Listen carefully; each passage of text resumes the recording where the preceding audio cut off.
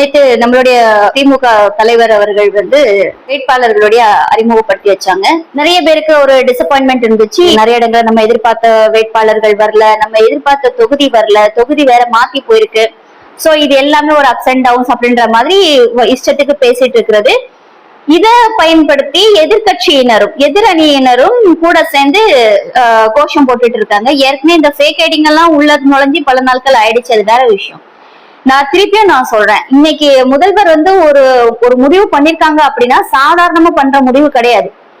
அதுக்கான தனித்தனியான அணி வச்சிருக்காங்க. அதுக்கான விஷயங்கள் கேதர் பண்ணி எங்க யார நிப்பாட்டி வைக்கணும், யார நிப்பாட்டினா நமக்கு ஈஸியா இருக்கும் அப்படின்றதெல்லாம் புரிஞ்சு தெரிஞ்சு தெளிவா பண்றாரு. அதனால மு.க. ஸ்டாலின் தலைவர் அவருடைய முடிவு தப்பா இருக்கும், இல்ல தப்பா ஆயிடுச்சு, இந்த மாதிரியான சிந்தனைகள் தவிர்க்கப்பட வேண்டியது. இது பொதுதளத்துல விவாதிக்கவே கூடாது ஆக்சுவலி. ஏன்னா தலைமை ஒண்ணு சொல்லிச்சு அப்படின்னா அது ரொம்ப தெளிவாவே இருக்கும், நம்மளோட அதிக தெளிவா அவங்க இருப்பாங்க.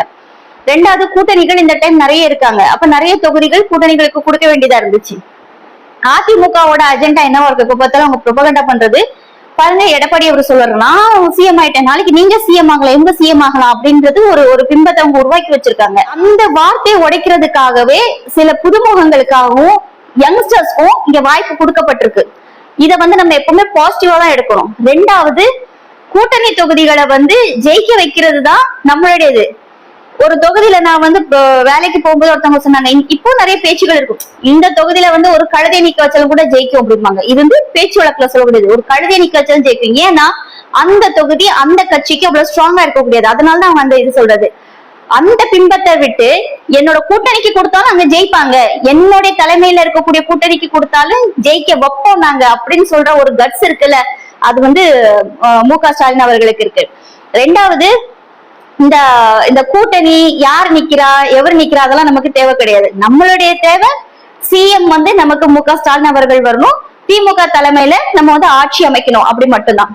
இன்னொரு விஷயத்த நான் சொல்றேன், இது நிறைய பேருக்கு கடுப்பாகவும் வெறுப்பாகவும் இருக்கலாம்.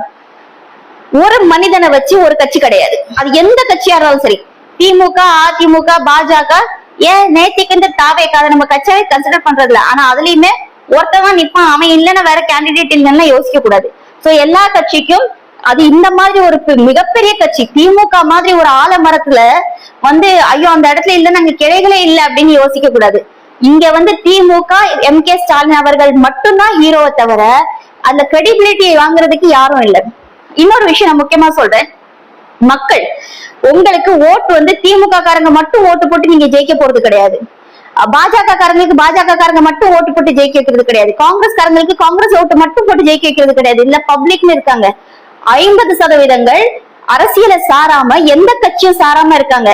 நாங்க வாக்கு உங்களுக்கு கொடுக்குறோம் இல்லையா, நீங்க வாக்கு கேட்டு வர்றீங்கல்ல, வாக்கு அது என்ன தெரியுமா? எங்களோட குரலா நீங்க ஒழிக்கணும், அது மட்டும்தான் உங்களோட வேலை. நீங்க எங்களோட சர்வெண்ட். அதுக்குதான் உங்களுக்கு அரசாங்கம் சம்பளம் கொடுக்குது. மாசம் 2 லட்சம் ரூபாய் சம்பளமும் பெட்ரோலும் வண்டியும் உங்களுக்கு எஸ்கார்ட்ஸ்க்கும் உங்களுக்கு எல்லாமே கொடுக்குறாங்க. அப்படின்னா அந்த தொகுதியில இருக்கக்கூடிய மக்களுக்கு சேவை செய்யறதுக்காக அரசாங்கம் கொடுக்கப்பட்ட எங்களுடைய வரி பணம். அதனால இங்க யாரும் மகாத்மா காந்தியாகவும் அன்னை தெரசாகவும் முகம் மூடி போட வேண்டிய அவசியம் யாருக்குமே இங்க கிடையாது, எந்த கட்சிக்குமே கிடையாது. இங்க காந்தி அவர்களுக்கு சீட் கொடுக்கும் போது நான் கேட்டேன், அவரோட பிளஸ் என்னன்னு கேட்டா, அவர்களுக்கு காலில் செருப்பு போட மாட்டாரு. அவர் காலில் செருப்பு போடாம இருக்கிறவங்க எனக்கு எந்த பிரச்சனையும் கிடையாது. அதனால எனக்கு எந்த ஆதாயமும் கிடையாது, அதனால எனக்கு எந்த நஷ்டமும் கிடையாது. அவர் வேற என்ன செஞ்சாரு அதை பத்தி சொல்லுங்க. அப்ப அந்த 50% மக்கள் இருக்காங்கல்ல, பாமர மக்களா இருக்கட்டும், இல்ல நல்ல படித்த அதிமேதாவிகளா இருக்கட்டும், அரசியல் யாரு வந்தாலும் வரலனாலும் எனக்கு கவலை இல்லை அப்படின்னு சொல்ற கூட்டமா கூட இருக்கட்டும், ஆனா அவங்களுக்கு எல்லாம் சேர்த்துதான் நீங்க வேலை செய்றீங்க. மு.க. ஸ்டாலின் அவர்கள் கொண்டுட்டு வந்த சட்டத்திட்டங்கள் என்னோட கட்சிக்காரனுக்கு மட்டும் அவர் சொல்லல. திமுகவோட ஐடி கார்டு காமி, அப்பதான் நான் உனக்கு தருவேன், அப்பதான் உனக்கு லேப்டாப் தருவேன், அப்பதான் உனக்கு 1000 ரூபாய் தருவேன்னு சொல்லல. அவரு எல்லாருக்குமான முதல்வரா இருந்திருக்கிறாரு, இனிமேல் இருக்க போறாரு. அப்ப அவரோட தலைமையில வரக்கூடியவங்க யாரும் தனித்துவமா நான் பெரிய இவனா இருக்கிறேன், இல்ல நான் பெரிய இவனா இருக்கிறேன், நான் தொகுதியில நான் அப்படி செஞ்சுட்டேன் இப்படி செஞ்சுட்டேன், இந்த விளம்பரப்படுத்துறதெல்லாம் விட்டுருங்க. இந்த அவங்களுடைய ஃபாலோவர்ஸ் தான் இருப்பாங்க. இப்ப நிறைய பார்த்தெல்லாம் வெறுப்பா இருக்கு. ஏன்னா சில விஷயங்களை நம்ம வெளியே பேச முடியாது. உங்களுக்கு எல்லாம் ஒரு சில பேருக்கு இங்க சீட் கிடைக்கல அப்படின்னா, தொகுதியில குடுக்கல அப்படின்னா, நீங்க எல்லாம் என்ன கம்ப்ளைண்ட கொண்டுட்டு போயிருப்பீங்க ஒவ்வொரு தொகுதியில இருந்து? கட்டாட்டு இவன் அப்படி பண்ணிட்டான், அவன் இப்படி பண்ணிட்டான், அப்படியாடா மாறி மாறி அடிபடுறீங்களா? உங்களுக்கு தொகுதியை வேண்டாம், நான் கூட்டணிக்கு கொடுத்துட்டு போறேன், ஒழுங்கு மரியாதை எல்லாம் வேலை செய்யுங்க, உங்க திறமையை அதுல காட்டுங்க, கூட்டணி ஜெயிக்க வைங்க. அதுக்கப்புறம் அடுத்த எலெக்ஷன் வரும்ல, எலெக்ஷனே வராம இருக்க போறது இல்லையே, அடுத்த எலெக்ஷன் வரும்போது நீங்க யாரு நல்ல வேலை செஞ்சாங்களோ அவங்களுக்கு நான் பாத்துட்டு போறேன். சோ முதல்வருக்கு வந்து 1,00,000 கண் இல்ல 1,00,00,000 கண் அவருக்கு இருக்கு.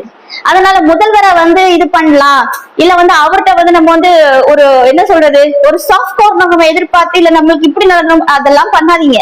எல்லாரும் வேலை பாக்குறீங்க. இப்பவும் சொல்றேன், என் தொகுதியில எந்த கட்சி வந்தாலும் நான் கேட்பேன். நீ ஓட்டு போடல கேட்காதுன்னு சொல்ற உரிமை அப்படி கிடையாது. ஏன்னா மெஜாரிட்டி பீப்புள் உங்களை ஜெயிக்க வச்சு நீங்க அந்த சட்டசபைக்குள்ள நீங்க போறீங்க அப்படின்னா நீங்க அத்தனை பேருக்குமான வேலைக்காரர்கள் தான். அதனால நான் பெரிய ஒரு பிம்பத்தை உருவாக்குறது, வாடகை வாயை வாங்கி வச்சுக்கிட்டு நீங்க வந்து விளம்பரப்படுத்தி ஜெயிக்கலாம்னு நினைக்கிறதோ, விளம்பரம் கொடுத்து மிகப்பெரிய கட்சியை வந்து தோக்க வைக்கலாம்னு நினைக்கிறதோ இதெல்லாம் நடக்காது. ஏன்னா மக்கள் என்றவங்க பாத்துட்டு இருக்காங்க. மக்களுக்கு எந்தவித ஆதாயமும் கிடையாது, எந்தவித ஆதாயமும் கிடையாது. ஆனா நான் திருப்பி நான் சொல்றேன், ஆதாயம் தெரியுமா, நம்ம அரசு வந்துச்சு அப்படின்னா மக்கள் பாதுகாப்பா இருக்காங்களா, அவங்களுக்கு பேசிக் ஃபெசிலிட்டிஸ் நடக்குதா, படிப்பு நல்லா கிடைக்குதா, மருத்துவம் நல்லா கிடைக்குதா, காவல்துறையினர் கரெக்டா இருக்காங்களா, இது மட்டும்தான் ஒரு அரசாங்கம் வந்து மக்களுக்கு பொதுவான விஷயங்களை கொடுக்கக்கூடியது. அது இந்த அரசாங்கம் சிறப்பாகவே கொடுத்திருக்கு. இனி அடுத்தடுத்து இனி வந்து எலெக்ஷன் வரப்போது கட்சியில இருக்கக்கூடியவங்க நிறைய விதமாட்டு இது பண்ணுவாங்க, பிரச்சாரம் பண்ணுவாங்க. இப்ப என்ன மாதிரி பொதுஜன மாட்டு நான் வந்து ஒரு சோசியல் ஒர்க்கரா இருக்கிறேன். நான் வந்து 22 வருஷமா நான் வந்து சோசியல் பிளாட்ஃபார்ம்ல நான் இருக்கேன் அப்படின்னா எனக்கு தெரிஞ்ச விஷயத்த நான் சொல்லிட்டு இருக்கேன், அவ்வளவுதான். இதனால நீ மூஞ்சை பாக்கணுமா இதை பாக்கணுமான்னு பாக்காத, நீ பிளாக் பண்ணிட்டு போயிரு. ஆனா என்னுடைய கருத்து எப்பவுமே பொதுவாதான் இருக்கும். எனக்கு என்ன தோணுதுன்னு நான் சொல்றேன். நானு ஒரு கட்சி ஆதரிக்கணுமா, ஆமா ஆதரிக்கணும். அரசியல் தேவையா, நிச்சயமா அரசியல் தேவை. இன்னைக்கு நாட்டாக்கால நீங்க சொல்றீங்க நாங்க வந்து அப்படி பண்ணுவோம் இப்படி பண்ணீங்க, தனியாவே இருக்கீங்க, எப்படி உங்களால ஜெயிக்க முடியும்? 2%, 3%, 8% வாக்குறவங்களால எப்படி நீங்க ஜெயிக்க முடியும்? உங்க குரல் எங்க ஒழிக்க போகுது? சட்டசபைக்கு போக போதா, பாராளுமன்றத்துக்கு போக போகுது கிடையாது. அப்ப அந்த அத்தனை வாக்கு வந்து உங்களுக்கு வேஸ்ட் தானே, நீங்க வேஸ்ட் தானே பண்றீங்க. அப்ப ஒரு கட்சியா வர்றீங்க அப்படின்னா நீங்க ஒருத்தர் கூட்டணி சேரணும், அந்த கூட்டணி சேர்ந்து மக்கள் மெஜாரிட்டி எடுக்கணும், அந்த மக்களுக்காக நீங்க போய் பேசணும். நீங்க சும்மா நான் எலெக்ஷன்ல இருந்தேன் அதனால நான் ஓட்டு வாங்கினேன், இல்ல எனக்கு கிடைச்ச ஓட்டு போதும், இல்ல நான் என்னோட மெஜாரிட்டி நான் காமிக்கிறேன், இத்தனை ஓட்டு சதவீதத்தை சிதற வைக்க முடியுது அப்படின்னா நீங்களும் ஒரு விதத்துல மக்களுக்கு பாதகம் தான் பண்ணிட்டு இருக்கீங்க. அதனால இந்த தேர்தலை ரொம்ப யோசிச்சு ரொம்ப கரெக்டா ப்ராப்பரா உங்களோட வாக்கு செலுத்துங்க. நீங்க யாரை தேர்ந்தெடுத்தாலும் எந்த கட்சிக்காரங்க உங்கள்கிட்ட வந்து கேள்வி கேட்டாலும் பதில் சொல்ற இடத்துல இருக்கணுமே தவிர நான் வந்து நீ எனக்கு ஓட்டு போட்டா நான் உங்களுக்கு பதில் சொல்ல முடியாது, எந்த சட்டசபை உறுப்பினர்களும் சொல்ல முடியாது. அவங்களுக்கு அந்த ரைட்ஸ் கிடையாது. நீங்க எல்லாரும் எங்களோட வேலைக்காரர்கள், உங்க வேலையை கரெக்டா பண்ணுங்க. நன்றி.